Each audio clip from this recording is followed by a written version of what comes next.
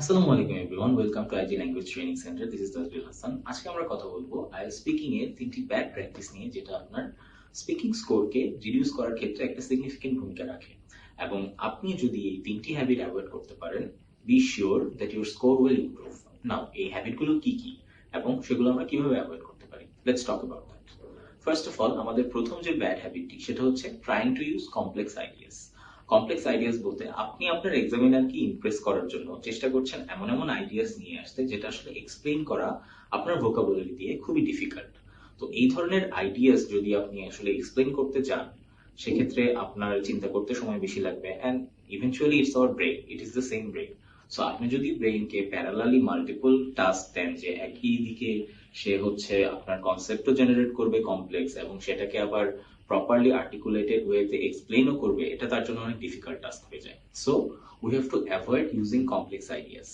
Try to use as simple ideas as possible, যাতে করে আপনার ব্রেইনকে চিন্তা করতে সময় বেশি না লাগে এবং সে খুব ইজিলি এবং খুব ফ্লুয়েন্টলি কোশ্চেন গুলো বা সেই বিষয় নিয়ে আলোচনা করতে পারে স্পিকারের সাথে। সেকেন্ড হচ্ছে trying to use complex vocabulary. It's the same.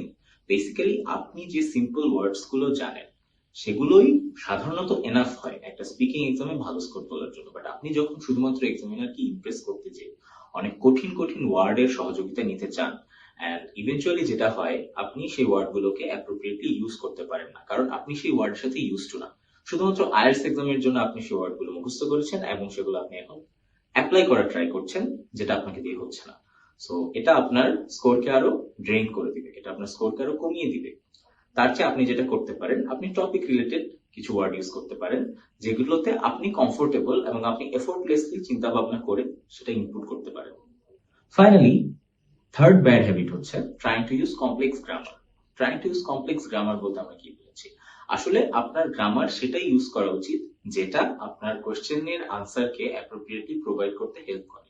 শুধু শুধু একটা সহজ আনসারকে কমপ্লেক্স করার আসলে কোনো দরকার নেই। আপনাকে যদি জিজ্ঞেস করা হয় যে when did you complete your education, এটা একটা পাস্ট টেন্সের কোশ্চেন।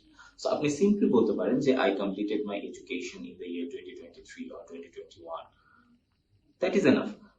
আপনি টেন্সটা, যেহেতু এক্সামিনার আপনাকে পাস্ট টেন্সে কোশ্চেন করেছে, আপনি পাস্ট টেন্স রাখেন। সো আপনার কোশ্চেনটা যে টেন্সে আছে সে অনুযায়ী আপনি একটা আনসার দেন, that is enough. No need to make it complex. এই তিনটি জিনিস অ্যাভয়েড করার সাথে সাথে there are a lot more things that you can learn or we can teach you to get you to your expected score. So please join our courses and hope to see you in class.